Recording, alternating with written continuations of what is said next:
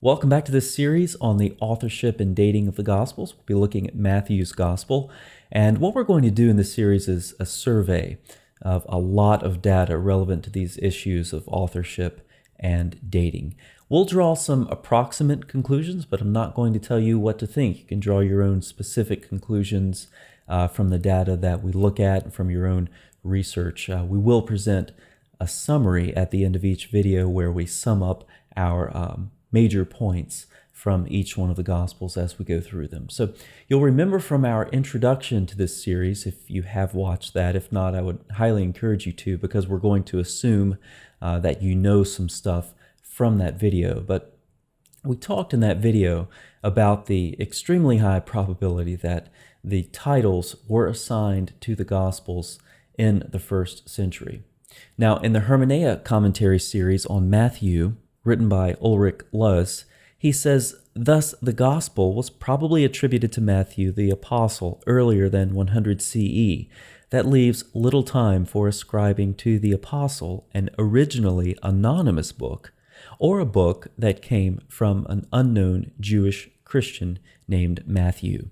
So Luz is a critical scholar, and so it's not just some sort of, extreme right-wing evangelical scholars who are saying these types of things. They're critical scholars as well.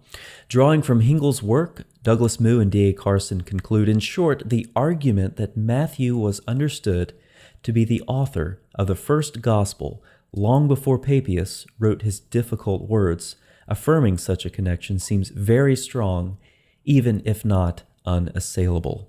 Now next, Leon Morris points us to the oldest manuscripts with the title page preserved that do attest, and unanimously so, to Matthean authorship. Now none of the oldest manuscripts of this gospel has been preserved with the title page intact, but from the earliest ones that do have it onward, the book is invariably ascribed to Matthew.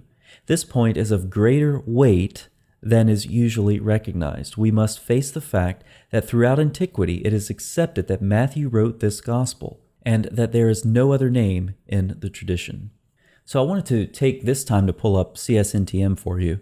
This is the Center for the Study of New Testament Manuscripts, and their goal is to photograph in high resolution and post images of every page of every manuscript of the New Testament that we have, every Greek manuscript, and this is an incredible task for sure. But we're talking about title pages and so forth. So this is Codex Sinaiticus, and you can see what beautiful work this is.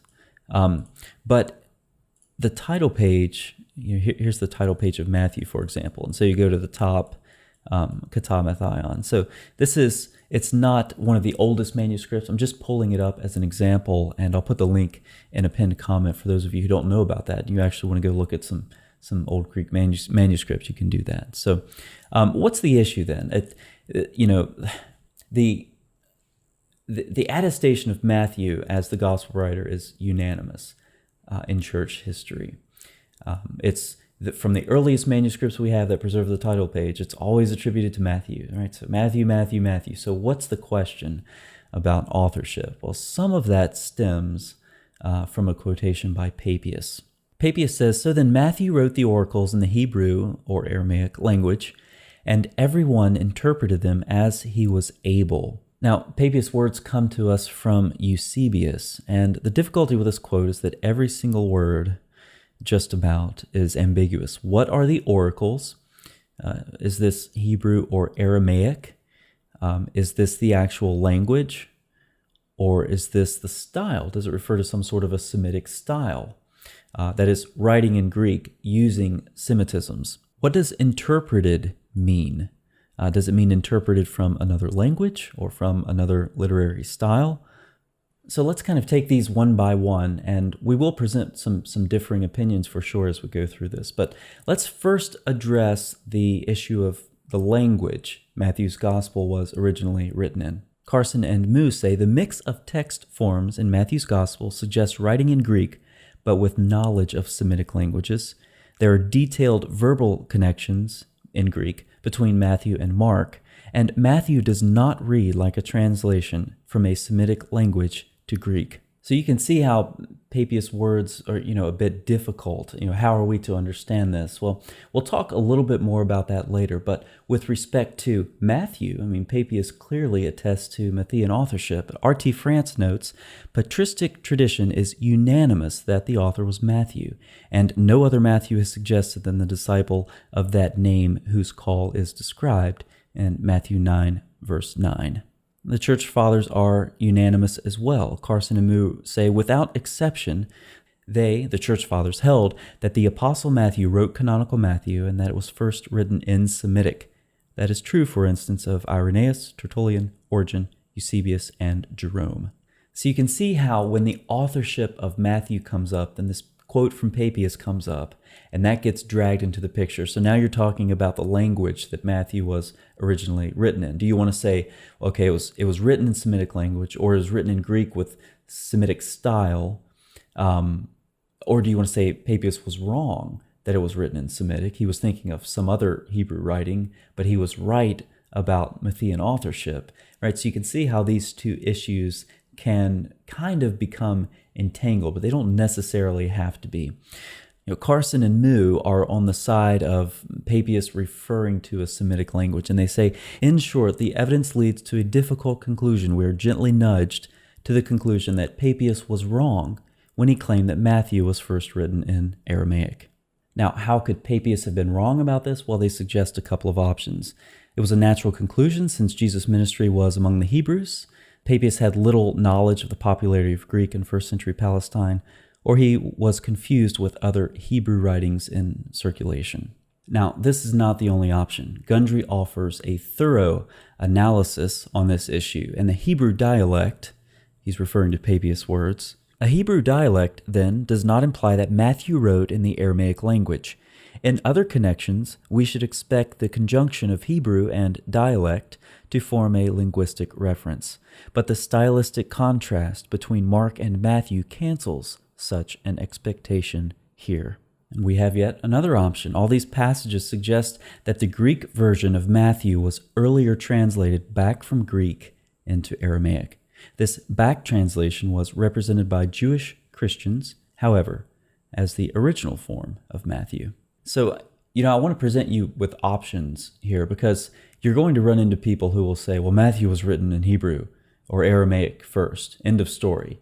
Well, no. How about there are really, really good reasons for believing that Matthew was written in Greek? We talked about some of those. Papias' quote, it's not an open and shut case. Okay, we have really good arguments for and against on either side. So I want to present you with different perspectives so that you can draw your own conclusion. I'm not going to tell you what to think on that particular issue for sure. I just want to present you with the evidence. So what about with respect to Matthean authorship? Okay, we've talked about what Papias said regarding the Hebrew or the Semitic dialect. What about authorship in general? For me, it could not be more secure. So let's look at some evidence for internal authorship first. From the characteristics of the gospel noted above, we may reasonably infer that its author was a Jewish Christian with an extensive knowledge of and a strong interest in the Old Testament, familiar with scribal traditions and with the methods of rabbinic debate, and capable of writing in good Greek, even though his own cultural background was clearly Semitic. Many of Jesus' early disciples, known to us and unknown, could fit this description, given the increasing recognition that Greek was widely used in first century Palestine, particularly in Galilee of the Gentiles. Undoubtedly, Matthew would be likely to fit the description, but is there any reason for seeing him as a more likely candidate than the others? France then summarizes the clues from internal evidence as follows. Fluent in Greek, this would make sense as a tax collector, and fluent in Aramaic as well. Literate, including possibly taking notes on Jesus' teaching.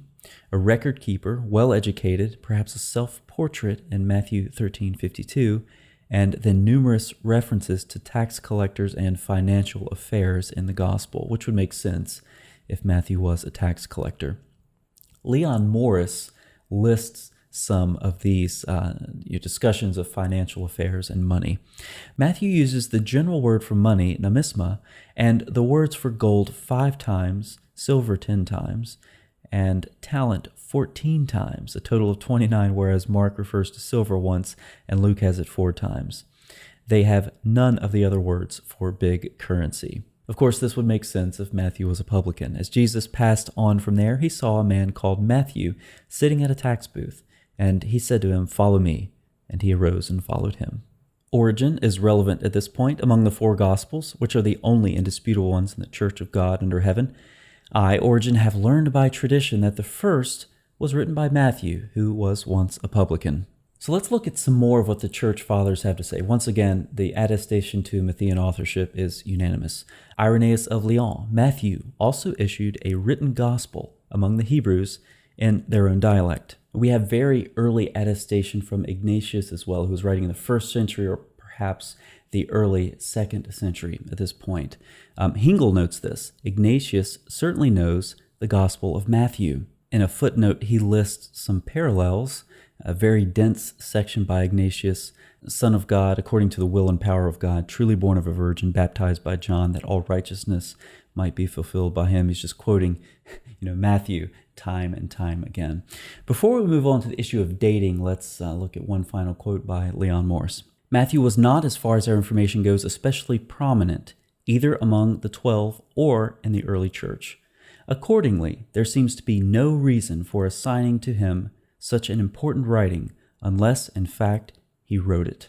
Very well said.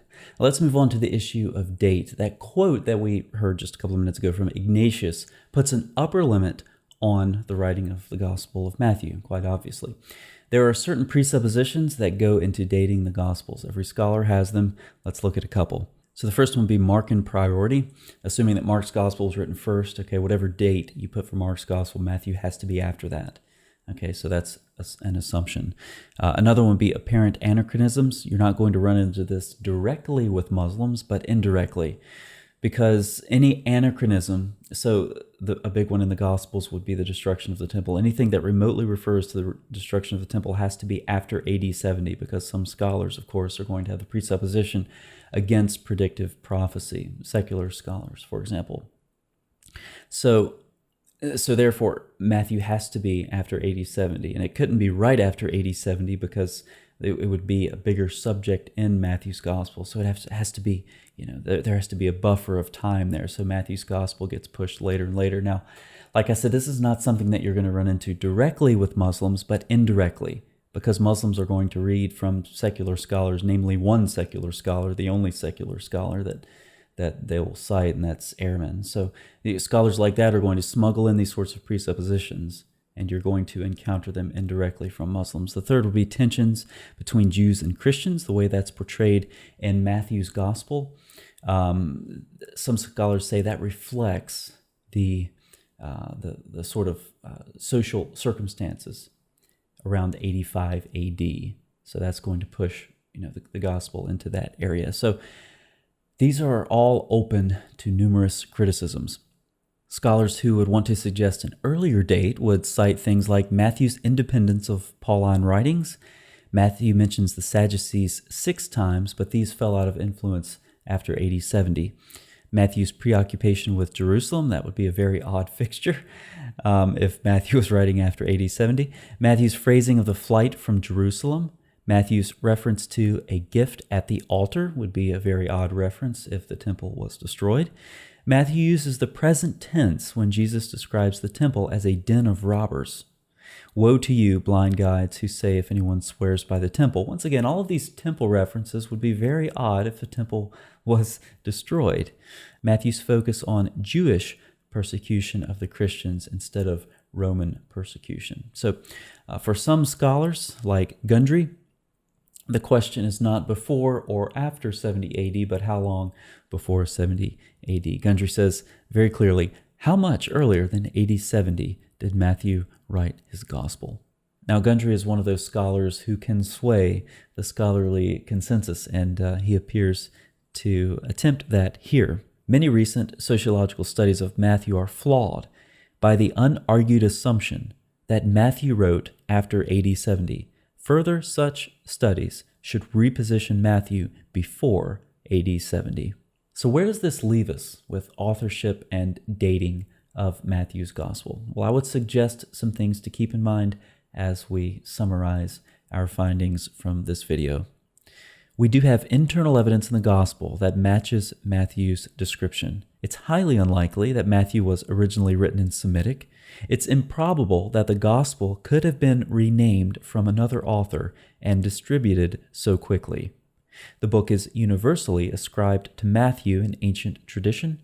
There is no indication that the Gospel ever circulated without an appropriate title, and prior to AD 70 is most plausible. So some of you have already asked in the comments section if the attestation of history is so unanimous regarding the approximate date and the authorship of Matthew and Mark, Luke, John. How do scholars differ? Why would they differ on these issues? And we're going to talk more about that in the fourth video. That's something I've built in to our discussion of the authorship and dating of John's Gospel. So I would ask you to hold on to that question, to those types of questions, but we're going to see that the methodology that some New Testament scholars apply to the New Testament is inconsistent with their peers in other branches of scholarship. So I hope you've enjoyed this video. I hope it was helpful in surveying the data relevant to the authorship and dating of Matthew. I'll see you next time in this series for Mark. Thanks for watching.